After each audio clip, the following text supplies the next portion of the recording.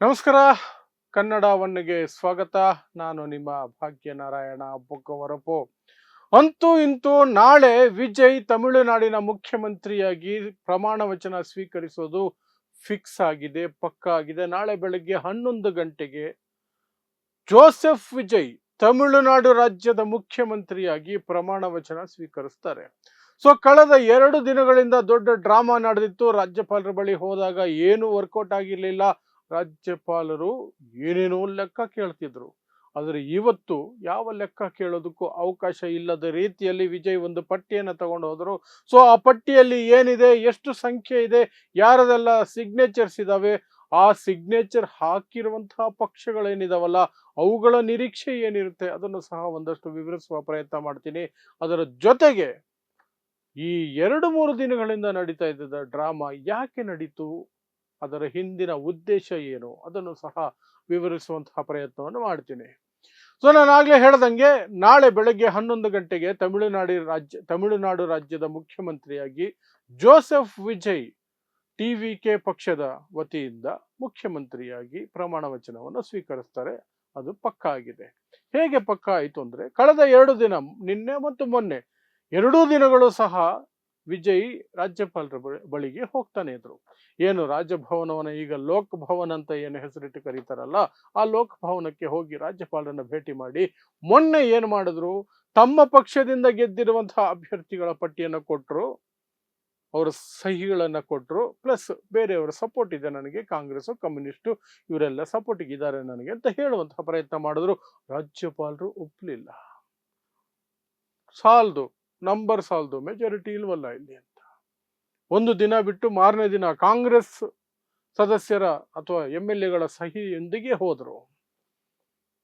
ಆಗ್ಲೂ ರಾಜ್ಯಪಾಲರು ಇಲ್ಲ, ಸಾಲ್ದು, ನೀವೇನು ಬಿಜೆಪಿಯವರ ಅನ್ನೋ ರೀತಿಯಲ್ಲಿ. ಬಿಜೆಪಿ ವ್ಯಕ್ತಿ ಆಗಿದ್ದಿದ್ರೆ ಅಥವಾ TVK ಜಾಗದಲ್ಲಿ ಬಿಜೆಪಿ ಇದ್ದಿದ್ರೆ 70-80 ಸೀಟು ಬಂದಿದ್ರು ಸಹ ಪ್ರಮಾಣ ವಚನ ಯಾವತ್ತೂ ಆಗೋಗಿರೋದು. ಅದನ್ನು ನಾವು ನಿರಂತರವಾಗಿ ಇತ್ತೀಚಿನ ವರ್ಷಗಳಲ್ಲಿ ನೋಡ್ಕೊಂಡು ಬರ್ತಾನೆ ಇದ್ದೀವಿ. ಯಡಿಯೂರಪ್ಪನವ್ರಿಗೂ ಆ ರೀತಿನೇ ಪ್ರಮಾಣ ವಚನ ಕೊಟ್ಟಿದ್ದು. ಮಹಾರಾಷ್ಟ್ರದಲ್ಲಿ ಬೆಳ್ಳಂಬೆಳಗ್ಗೆ ಸೂರ್ಯೋದಯಕ್ಕೂ ಮೊದಲೇ, ಜನ ಎದೊಳೋದಕ್ಕೂ ಮೊದಲೇನೆ ಪ್ರಮಾಣ ವಚನ. ನಂಬರ್ಸ್ ಇಲ್ಲ, ಎಂಥದ್ದಿಲ್ಲ. ಫ್ಲೋರಲ್ಲಿ ಅವರು ಸಾಬೀತು ಮಾಡ್ತಾರೆ, ಸದನದಲ್ಲಿ ಸಾಬೀತು ಮಾಡ್ತಾರೆ ಅಂತ ಕೊಟ್ಟಿದ್ದು. ಆದರೆ ತಮಿಳುನಾಡಿನಲ್ಲಿ ಮಾತ್ರ TVK ಪಕ್ಷಕ್ಕೆ ಆ ಅವಕಾಶ ಇಲ್ಲ. ಕೇಳಿದ್ರೆ ನಮ್ಮ ಇದದು ಡಿಸ್ಕ್ರಿಷನ್, ನನ್ನ ವಿವೇಚನೆಗೆ ಬಿಟ್ಟಿದ್ದು, ರಾಜ್ಯಪಾಲರ ವಿವೇಚನೆ ಅಂತ ಬಿಜೆಪಿಯ ಸಮರ್ಥನೆ ಪ್ಲಸ್ ರಾಜ್ಯಪಾಲರ ಸಮರ್ಥನೆ. 118 ಮೆಜಾರಿಟಿ ಮಾರ್ಕ್, 118 ಜನರ ಸಿಗ್ನೇಚರ್ ಇರುವ ಲೆಟರ್ ಇದ್ರೇನೆ ನಾನು ಪ್ರಮಾಣ ವಚನ ಬೋಧಿಸೋದು ಅಂತ. ಸೊ ಇವತ್ತು ನಿನ್ನೆ ಅದೆಲ್ಲ ಆದಮೇಲೆ ನಿನ್ನೆ ರಾತ್ರಿ ಎಲ್ಲ ಕೂತ್ಕೊಂಡು ಬೇರೆ ಬೇರೆ ಪಕ್ಷಗಳ ಜೊತೆ ಮಾತುಕತೆಗಳು, ಸಂಧಾನಗಳು, ಏನೇನೋ ಮೈತ್ರಿ ಎಂಥದೆಂಥದ್ದು ಆಗಿ ಕೊನೆಗೆ ಇವತ್ತು 120 MLA ಗಳ ಪಟ್ಟಿ ಇರುವಂತಹ ಒಂದು ಪತ್ರವನ್ನ ತಗೊಂಡು ಜೋಸೆಫ್ ವಿಜಯ್ ರಾಜ್ಯಪಾಲರ ಬಳಿಗೆ ಹೋದ್ರು. ಅಲ್ಲಿ ರಾಜ್ಯಪಾಲರಿಗೆ ಇನ್ನು ಆಟ ಆಡೋದಕ್ಕೆ ಅವಕಾಶ ಇರಲಿಲ್ಲ. ಅಲ್ಲಿಗೆ ತೆರೆಮರೆಯಲ್ಲಿ ಕೈ ಕಾಲು ಆಡಿಸ್ತಿದ್ದಂತಹ, ಕಡ್ಡಿಯಲ್ಲಿ ಆಡಿಸ್ತಾ ಇದ್ದಂತಹ ನರೇಂದ್ರ ಮೋದಿ, ಅಮಿತ್ ಶಾಗೂ ಸಹ ಯಾವ ಅವಕಾಶನೂ ಉಳಿಲಿಲ್ಲ. ಯಾಕೆಂದ್ರೆ ಅಮಿತ್ ಶಾ ಮತ್ತು ನರೇಂದ್ರ ಮೋದಿಯ ಕಡ್ಡಿಯಲ್ಲಿ ಆಡಿಸುವಂತಹ ಕೆಲಸ ಯಾಕಿತ್ತು ಅಂದ್ರೆ, DMK ಮತ್ತು AIADMK ಒಟ್ಟಿಗೆ ಸೇರ್ಕೊಂಡು ಸರ್ಕಾರ ರಚನೆ ಮಾಡಿಬಿಡ್ಲಿ. TVK ಜೊತೆ ನಾವು ಸೇರ್ಕೊಳ್ಳೋದು ಕಷ್ಟ ಇದೆ, ಸೈದ್ಧಾಂತಿಕವಾಗಿ ಅವರು ಸ್ಪಷ್ಟತೆಯನ್ನು ಕೊಟ್ಟುಬಿಟ್ಟಿದ್ದಾರೆ. DMK ಈ ಹಿಂದೆ ನಮ್ಮ ಜೊತೆ ಇದ್ದಂತಹ ಪಕ್ಷ, AIADMK ಈಗ ನಮ್ಮ ಜೊತೆ ಇರುವಂತಹ ಪಕ್ಷ. ಹಾಗಾಗಿ ಅವರ ಸರ್ಕಾರ ಇದ್ರೆ ನಾವು ಹೇಗೋ ಒಂದು ರೀತಿಯಲ್ಲಿ ತಮಿಳುನಾಡಿನಲ್ಲೂ ನುಸುಳಬಹುದು ಅನ್ನೋದು ಬಿಜೆಪಿ ಲೆಕ್ಕಾಚಾರ. ಆ ಕಾರಣಕ್ಕಾಗಿ ಇಷ್ಟೆಲ್ಲವನ್ನು ಮಾಡ್ತಿದ್ರು. ಅದು ವರ್ಕೌಟ್ ಆಗ್ಲಿಲ್ಲ. ಕೊನೆಗೆ ನಂಬರ್ಸ್ ಅನ್ನ ಜೋಸೆಫ್ ವಿಜಯ್ ಸಂಪಾದಿಸಿ ತಗೊಂಡು ಬಂದರು. ಸೊ ಯಾರ್ಯಾರು ಅಂದ್ರೆ, TVK 108 ಗೆದ್ದಿರೋದು. ಆದರೆ ವಿಜಯ್ 2 ಕ್ಷೇತ್ರಗಳಲ್ಲಿ ಗೆದ್ದಿರೋದ್ರಿಂದ ಅದು 107ಕ್ಕೆ ಇಳಿಯುತ್ತೆ. ಒಂದು ಕ್ಷೇತ್ರದವನ್ನ ಅವರು ಬಿಟ್ಕೊಡ್ಬೇಕಾಗತ್ತೆ, ರಾಜೀನಾಮೆ ಕೊಡ್ತಾರೆ. Congress 5, left parties 4, CPI CPM 2 ಸೀಟುಗಳಿದ್ದಾವೆ. VCK ತಿರುಮಾವಳ್ಳವನವರ VCK 2 seat, IUML 1 seat, AMMK ಅನ್ನುವಂತಹ ಇನ್ನೊಂದು ಪಕ್ಷದ 1 ಸೀಟು. ಒಟ್ಟಾರೆಯಾಗಿ 120 ಸೀಟುಗಳು ಅಥವಾ 120 ಶಾಸಕರ ಸಹಿ ಇರುವಂತಹ ಪತ್ರವನ್ನ ಇವತ್ತು ತಗೊಂಡು ಹೋಗಿ ಅಲ್ಲಿ ಕೊಟ್ಟರು. ಆ ಮೂಲಕ ರಾಜ್ಯಪಾಲರಿಗೆ ನಾನು ಹೇಳ್ದಂಗೆ ಬೇರೆ ದಾರಿ ಕಾಣಲಿಲ್ಲ. ಓಕೆ, ಪ್ರಮಾಣ ವಚನಕ್ಕೆ ಡೇಟು ಟೈಮು ಫಿಕ್ಸ್ ಮಾಡಿ ಅಂದಾಗ ನಾಳೆ ಬೆಳಗ್ಗೆ 11 ಗಂಟೆಗೆ ಆದಷ್ಟು ಶೀಘ್ರ ಆಗಬಿಡಲಿ ಅಂತ ಟಿ.ವಿ.ಕೆ ನಿರ್ಧಾರ ಮಾಡಿದೆ.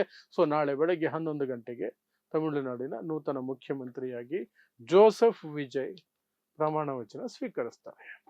ಹಾಗಾದ್ರೆ ಈಗ ಇನ್ನೊಂದು ಪ್ರಶ್ನೆ ಏನು, ನಾನು ಆಗ್ಲೇ ಆರಂಭದಲ್ಲಿ ಹೇಳಿದ್ದು, ಯಾಕೆ ಇಷ್ಟೆಲ್ಲ ಮಾಡಿದ್ರು? ಯಾಕೆಂದ್ರೆ ಎಲ್ರಿಗೂ ಸ್ಪಷ್ಟವಾಗಿ ಕಾಣ್ತಾ ಇತ್ತು. ಮತ್ತೆ ಬೊಮ್ಮಾಯಿ ಕೇಸಲ್ಲಿ ಸುಪ್ರೀಂ ಕೋರ್ಟ್ ಆರ್ಡರ್ಸ್ ಇದೆ, ನಂಬರ್ಗಳು ಪ್ರೂವ್ ಆಗಬೇಕಾಗಿರುವಂಥದ್ದು ರಾಜ್ಯಪಾಲರ ಕೊಠಡಿಯಲ್ಲೆಲ್ಲ ಸದನದಲ್ಲಿ ಅಂತ. ಅತಿ ದೊಡ್ಡ ಪಕ್ಷವಾಗಿತ್ತು ಟಿ.ವಿ.ಕೆ, ಹಾಗಾದ್ರೂ ಕರೀಬಹುದಾಗಿತ್ತು. ಬೇರೆ ಯಾರು ಸರ್ಕಾರ ರಚನೆಗೆ ಹಕ್ಕು ಮಂಡನೆ ಮಾಡಿರ್ಲಿಲ್ಲ, ಆ ಕಾರಣಕ್ಕಾದ್ರೂ ಅವರನ್ನ ಕರಿಬೇಕಾಗಿತ್ತು ಅಥವಾ ಅವರಿಗೆ ಪ್ರಮಾಣ ವಚನ ಕೊಡಬೇಕಾಗಿತ್ತು. ಯಾವುದಕ್ಕೂ ಮಣಿಲಿಲ್ಲ ರಾಜ್ಯಪಾಲರು. ರಾಜೇಂದ್ರ ಅರ್ಲೇಕರ್ ಯಾವುದಕ್ಕೂ ಬಣ್ಣಿಲಿಲ್ಲ.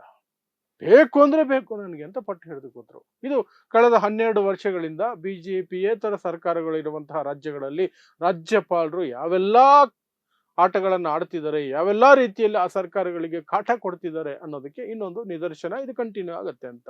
ಹಾಗಾದ್ರೆ ಇದರ ಉದ್ದೇಶ ಏನಾಗಿತ್ತು? ಅವ್ರಿಗೆ ಗೊತ್ತಿತ್ತು, ಎನಿಹೌ ಅವ್ರಿಗೆ ನಂಬರ್ ಸಿಕ್ಕೇ ಸಿಗುತ್ತೆ, ಅವ್ರು ಪ್ರಮಾಣ ವಚನ ಸ್ವೀಕರಿಸ್ತಾರೆ, ಅವ್ರ ಸರ್ಕಾರ ಬರುತ್ತೆ ಅಂತ. ಆದರೂ ನರೇಂದ್ರ ಮೋದಿ, ಅಮಿತ್ ಶಾ ಮತ್ತು ರಾಜ್ಯಪಾಲರು ಯಾಕೆ ಇಂತಹ ವಿಳಂಬ ನೀತಿಯನ್ನು ಅನುಸರಿಸಿದ್ರು ಅಥವಾ ಈ ರೀತಿಯಾದಂತಹ ಅಡೆತಡೆಗಳನ್ನ ತಂದ್ರು ಅಂದ್ರೆ, ಅದೊಂದು ಎಚ್ಚರಿಕೆ ಟಿ.ವಿ.ಕೆಗೆ, ಅದೊಂದು ಎಚ್ಚರಿಕೆ ವಿಜಯ್ಗೆ. ಇದು ಸುಗಮ ಹಾದಿ ಅಲ್ಲ. ನಿಮಗೆ ಹೆಜ್ಜೆ ಹೆಜ್ಜೆಗೂ ನಾವು ಕಾಡ್ತೀವಿ. ಅದೇ ತಾನೇ ಆಗ್ತಿರೋದು. ಬಿಜೆಪಿಯೇತರ ಸರ್ಕಾರಗಳು ಎಲ್ಲೆಲ್ಲಿದಾವೋ ರಾಜ್ಯಪಾಲರು ಏನೆಲ್ಲ ಮಾಡ್ತಾರೆ. ಇದೇ ತಮಿಳುನಾಡಿನಲ್ಲಿ ಆರ್.ಎನ್. ರವಿ ರಾಜ್ಯಪಾಲರಾಗಿದ್ದಾಗ ಸದನದ ಒಳಗೆ ಬಂದು ಭಾಷಣ ಮಾಡಲ್ಲ, ನನಗೆ ಇಷ್ಟ ಇಲ್ದಿರೋ ಅಂಶಗಳಿದಾವೆ, ನಾನು ಮಾಡಲ್ಲ, ಎದ್ದು ಹೋಗ್ಬಿಡೋದು, ಫೈಲ್ಗಳ ಮೇಲೆ ಕೂತ್ಕೊಂಡು ಬಿಡೋದು, ತಿಂಗಳುಗಟ್ಟಲೆ ವರ್ಷಗಟ್ಟಲೆ. ಅವ್ರು ಸುಪ್ರೀಂ ಕೋರ್ಟ್ಗೆ ಹೋಗ್ಬೇಕಾಯ್ತು ಸ್ಟಾಲಿನ್ ಸರ್ಕಾರ, ಫೈಲ್ಗಳಿಗೆ ಸಹಿನೂ ಹಾಕಲ್ಲ, ರಿಜೆಕ್ಟ್ ಮಾಡಲ್ಲ, ಸುಮ್ಮನೆ ಹಾಕೊಂಡು ಕೂತಿರ್ತಾರೆ ಅಂತ.